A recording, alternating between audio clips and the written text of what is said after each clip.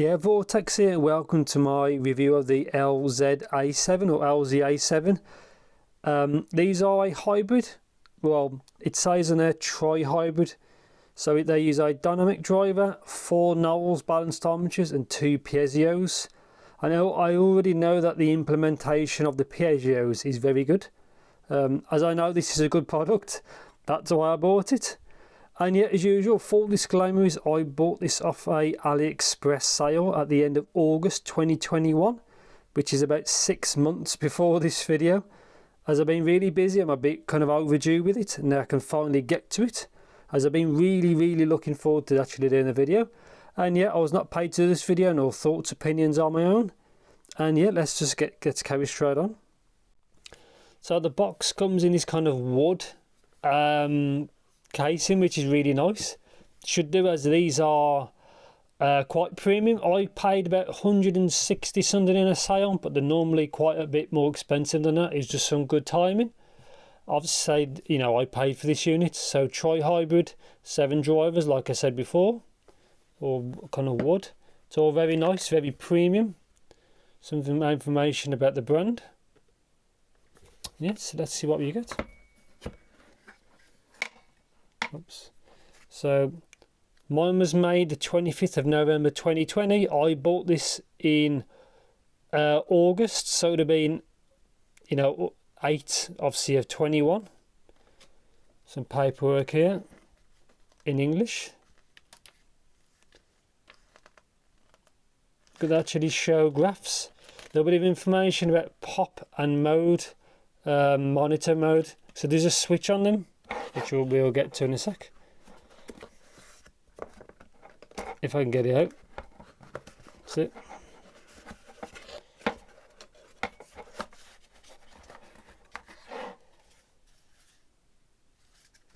Again, because this is more of a premium product, it's a bit different to some of the cheap models I do. So leather, really nice. I'll get this cable out in a bit. So 3.5 straight. Seems a nice quality cable, MMCX, which is a shame. I would have preferred 2-pin, but yeah, in another clip I'll have a good look, see what the cable's like. But it seems to be of a nice quality. That's metal there, so check that out. Let's just get one of these.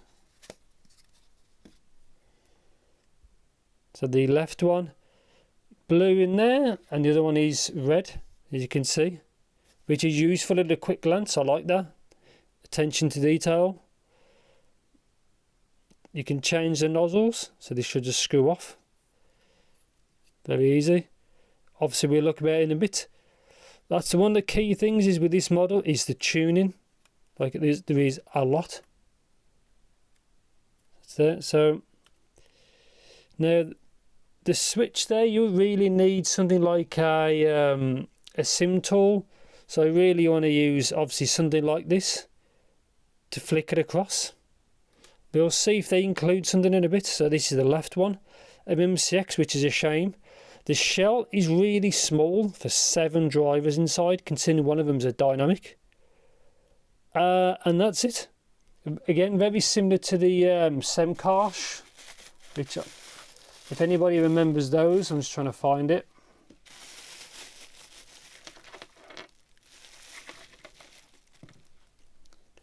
So here's my Semkarsh. Meant to be the same company. See, it's basically very similar. It's a bit bigger. You can see from the angle. That was a good pair. Shame they got discontinued, but obviously I reviewed them ages ago. So that looks good. Again, one of the reasons why these exist, why they're interesting. So you've got the nozzles on there, so there's 4 there, so 5 in total. And then you've got the switch on each one, so there's 10 different tuning options. And there's a bunch of tips in here. So yeah, obviously again, these are not cheap. I think these are $300-ish or $299. Again, I bought them at a good time. I recommend you to do the same. And yeah, so next clip I'm going to have a good look at the cable, see if it's any good.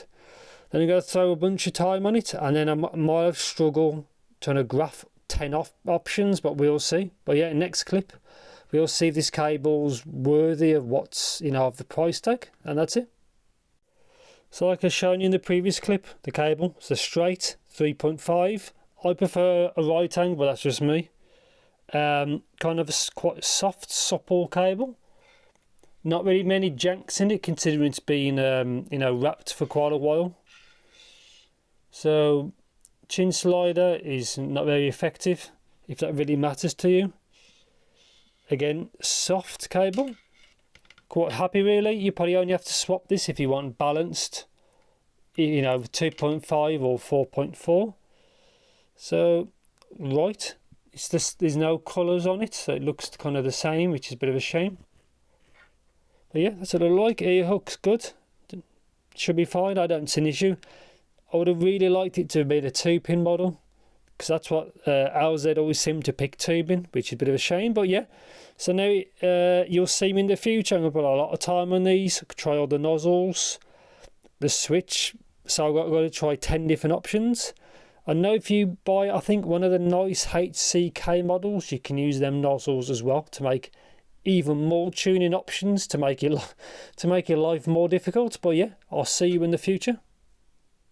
I thought I'd go this time straight into the graph, then afterwards talk about the more specifics of it. So as you can see, the graph is very complicated, like very.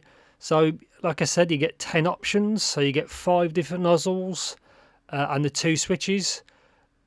The graph tool, as you can see, can't really display all of them at the same time. Well, it can, but some of them are hidden. If you can see, like on the left hand side and behind the pop gold in the middle, you can see there's 2 different colours. But as you can see, there's a vast difference between them. From, you can see, like the most aggressive to the most non-aggressive, shall we say. So you can see like the top blue and the black are the most aggressive upper mids, lower treble, which, to be honest, I don't like. My favourite is the monitor red, which you can see, and the pop red.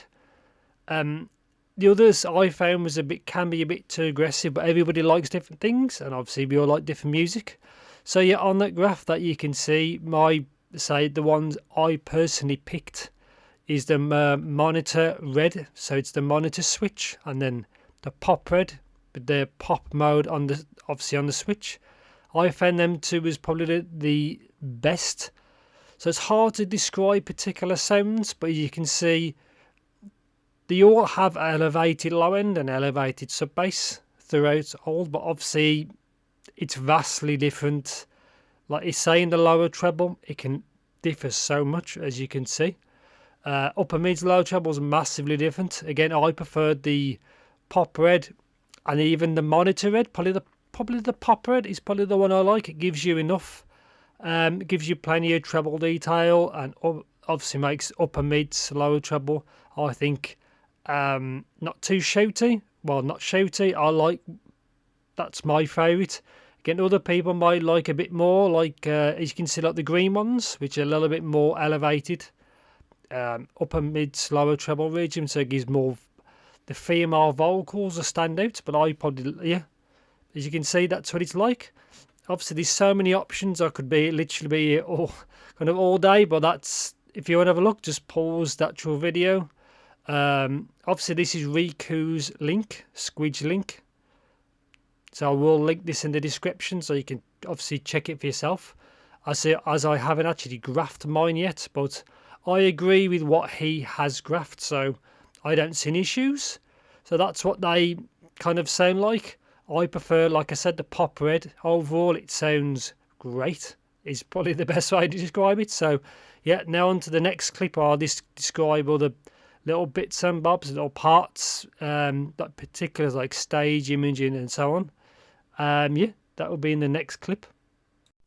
So yeah, like I just shown you, I've done a bit different. I thought of the graph first because it's the most complicated part and most kind of unique part of these.